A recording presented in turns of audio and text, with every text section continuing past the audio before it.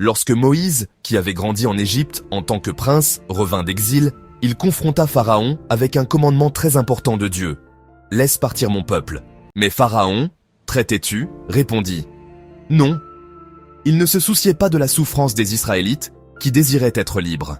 Alors, Dieu envoya 10 plaies sur l'Égypte. La première plaie était vraiment étrange. Le Nil, d'où provenait toute l'eau, se transforma en sang.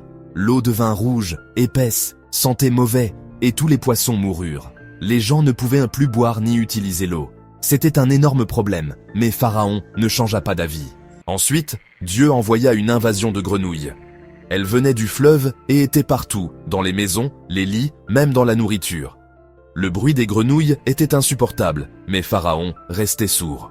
Puis vinrent les poux. Ils envahirent les cheveux, la peau, provoquant démangeaisons et inconfort, même chez les animaux. Impossible de s'en débarrasser. Pourtant, le cœur de Pharaon restait dur. La 4e plaie fut l'arrivée des animaux sauvages. Ils envahissaient les maisons, les rues, rendant les sorties dangereuses. Partout, les cris de bêtes féroces résonnaient, mais Pharaon tenait bon. La 5e plaie fut très triste, une maladie frappa les troupeaux. Les vaches, les moutons, les chevaux tombèrent malades et moururent. C'était un coup dur pour les Égyptiens, mais encore une fois, Pharaon ne céda pas. Puis vint la 6e plaie. Des furoncles douloureux apparurent sur la peau de tous, humains et bêtes. La douleur était constante.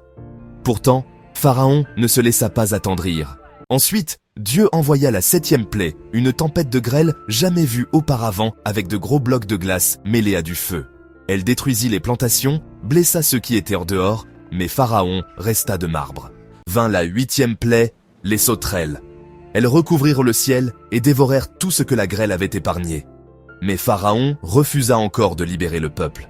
Puis les ténèbres tombèrent sur l'Égypte. Pendant 3 jours, une obscurité profonde empêcha quiconque de sortir. C'était terrifiant. Et pourtant, Pharaon ne bougea toujours pas. Enfin, la 10e et dernière plaie arriva. Ce fut la nuit la plus triste d'Égypte. Tous les premiers-nés moururent, y compris celui du Pharaon. Des cris retentissaient dans chaque maison. C'est alors que le cœur de Pharaon se brisa. Il dit à Moïse « Prends ton peuple et quitte l'Égypte ». Moïse conduisit alors les Israélites hors de l'esclavage, vers la liberté. Ils marchaient avec leurs familles et leurs animaux, emportant du pain qui n'avait pas eu le temps de lever.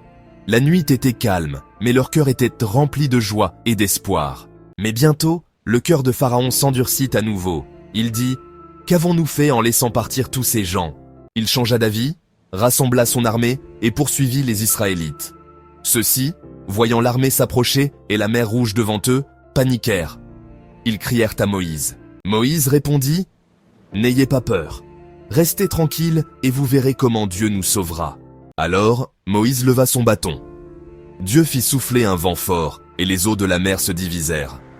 Les Israélites traversèrent à pied sec, entourés de murs d'eau. Ils avançaient toute la nuit, éclairés par une lumière miraculeuse. À travers les murs d'eau, ils voyaient des poissons colorés et des créatures brillantes jamais vues auparavant. Un spectacle merveilleux les guidait vers la liberté. Au matin, ils atteignirent l'autre rive, mais lorsque l'armée de Pharaon tenta de les suivre, les eaux se refermèrent. Les chars, chevaux et soldats furent engloutis. Pharaon ne pouvait plus leur faire de mal. Les Israélites, maintenant libres, chantèrent et dansèrent pour louer Dieu. Moïse et le peuple regardèrent la mer avec gratitude. Ce voyage leur avait appris que, avec la foi en Dieu, même les eaux les plus profondes peuvent s'ouvrir pour créer un chemin là où il n'y en avait aucun.